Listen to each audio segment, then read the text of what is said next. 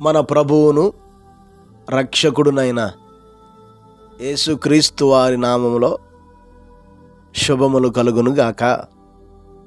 నేటి వాక్య ధ్యానము మత్తయి సువార్త 11వ అధ్యాయము 20వ వచనం. పిమ్మట ఏ పట్టణములలో ఆయన విస్తారమైన అద్భుతములు చేసెనో ఆ పట్టణముల వారు మారు మనసు పొందకపోవుట వలన ఆయన వారినిట్లు గద్దింపసాగెను. ప్రియులారా, ఈ చదవబడినటువంటి లేఖన భాగాన్ని మనం పరిశీలన చేస్తే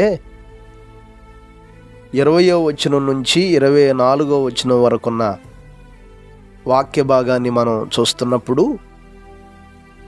యేసుక్రీస్తు ప్రభువారు ఆయన ఏ పట్టణములో అద్భుతాలు సూచక్రియలు చేశాడో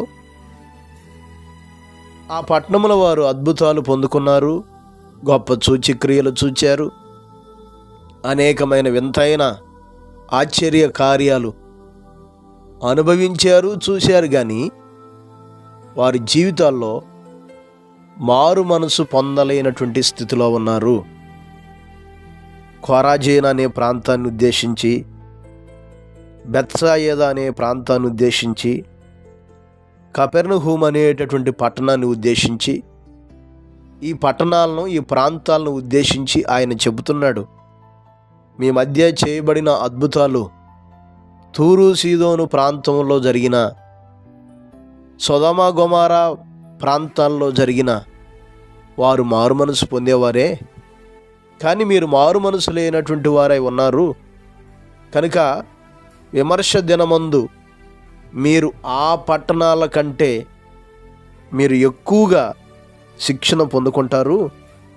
మీ గతి కంటే ఆ పట్టణాల గతే వార్వ తగినదై ఉంటుందని మాట్లాడటం మనం చూస్తున్నాం.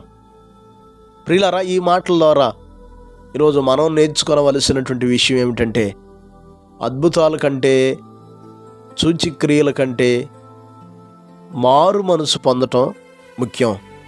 నేటి దినాల్లో చాలామంది అద్భుతాల కోసం, స్వస్థతల కోసం పరిగెత్తుతున్నారు.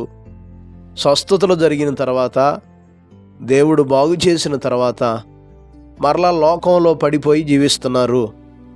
లోక సంబంధమైన జీవితాన్ని జీవిస్తున్నారు.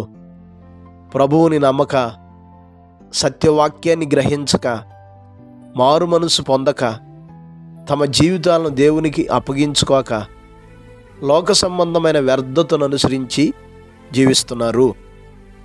ఈ మాటలు వింటున్నటువంటి మన జీవితాలను మనం పరిశీలన చేసుకొనవలసిన వారమై ఉన్నాం. శరీరం బలహీనమైనది.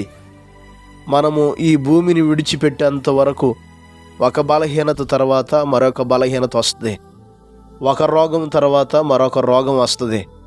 కానీ వీటన్నిటికంటే ప్రాముఖ్యమైన విషయం, మన అంతరంగాన్ని కడుక్కొని, మన హృదయాన్ని శుభ్రం చేసుకొని మారు మనసు పొందటం చాలా ప్రాముఖ్యం. మారు మనసు పొందలేకపోతే నీ జీవితాలు ఏ స్వస్థత పొందుకున్నా, ఏ కార్యాలు పొందుకున్నా అది నిష్ప్రయోజనమైనటువంటిదే. అపొస్తలుల బోధ, దేవుని సేవకులు బోధించినటువంటి బోధలు మారు మనసు పొంది దేవుని తట్టుకు తిరగండని.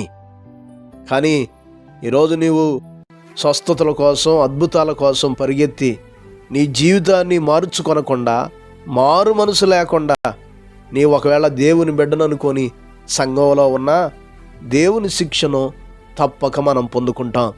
సొదొమ గొమొర్రా పట్టణాలు ఆనాటి ప్రజలు ఎలాగ పాడైపోయారో, తూరు సీదోను ప్రాంతాల ప్రజలు ఎలాగ పాడైపోయారో, మారు మనసు పొందకుండా సమయాన్నంతా వృధా చేస్తూ, మారు మనసు పొందకుండా సంఘంలోనే ఉంటూ, మారు మనసు పొందకుండా దేవుని బిడ్డను అనుకొని జీవించేటటువంటి స్థితిలో ఉంటే మనకు ఆ నాశనం తప్పదు. కనుక ఈ మాటలు వింటున్నటువంటి నీవు అదే స్థితిలో ఉంటే ఇకనైనా నీ జీవితాన్ని సరిచేసుకో. ఇకనైనా నీ బ్రతుకును మార్చుకొని పరిపూర్ణంగా మారు మనసు పొంది దేవుని తట్టు తిరుగు.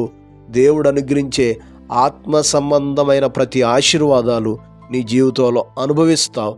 అట్టి కృపను దేవుడు మనకు దయచేయును గాక. పరిశుద్ధుడైన మా దేవా, గొప్ప కాపరి, అపారమైన మీ ప్రేమను బట్టి మీకు స్తోత్రాలు, వందనాలు తెలియజేస్తున్నాను నాయన. ఈ ఉదయకాల సమయంలో మరొక మారు మీరు మాతో మాట్లాడుతూ వచ్చారు తండ్రి. అద్భుతాలు, ఆశ్చర్యకార్యాల కంటే మారు మనసు పొంది అయా మిమ్మల్ని స్వరక్షకునిగా అంగీకరించే జీవితం శ్రేష్టమైనదని మీరు మాతో మాట్లాడుతూ వచ్చారు తండ్రి. స్తోత్రాలు. ఈ మాటలు వీక్షిస్తున్న ప్రతి నీ బిడ్డను మీరు జ్ఞాపకం చేసుకోండి ఆయన. అయా మారు మనసు పొంది పరిపూర్ణమైన మీ బిడ్డలుగా నాయన ఉండటానికి తగిన సహాయమును దయచేయండి తండ్రి. మీ స్తోత్రాలు. బలహీనగా ఉన్నవారిని బలపరచండి, బాగు చేయండి, స్వస్థపరచండి. ముఖ్యంగా పడిన వారిని మీరు లేవనెత్తండి, కృంగిన వారిని ధైర్యపరచండి, చేయూతనివ్వండి, సహాయం చేయండి. ఈరోజంతా మీ సన్నిధిని తోడుగా ఉంచి మీ కృపతో నింపమని యేసు నామమున అడిగి వేడుకొనుచున్నాము తండ్రి. ఆమెన్. ప్రభు కృప మీకు తోడై ఉండును గాక.